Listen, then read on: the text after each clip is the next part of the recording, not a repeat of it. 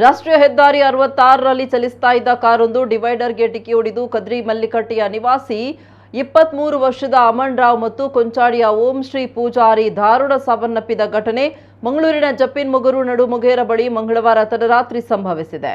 Car ಡಿವೈಡರ್ಗೆ ಡಿಕ್ಕಿಯಾಗಿ ಬಳಿಕ ಮೋರಿಗೆ ಬಡಿದು ಅವಘಡ ಸಂಭವಿಸಿದೆ. ಓಂ ಶ್ರೀ ಪೂಜಾರಿಯವರು NSUIನ ದಕ್ಷಿಣ ಕನ್ನಡ ಜಿಲ್ಲಾ ಉಪಾಧ್ಯಕ್ಷರಾಗಿದ್ದರು. ಕಾರಿನಲ್ಲಿ ಒಟ್ಟು 5 ಮಂದಿ ಪ್ರಯಾಣಿಸ್ತಾ ಇದ್ದು ಚಾಲಕನ ಅತಿ ವೇಗಕ್ಕೆ ಫೋಕ್ಸ್ ವ್ಯಾಗನ್ ಕಾರು ಸಂಪೂರ್ಣವಾಗಿ ಅಪ್ಪಚ್ಚಿಯಾಗಿದೆ.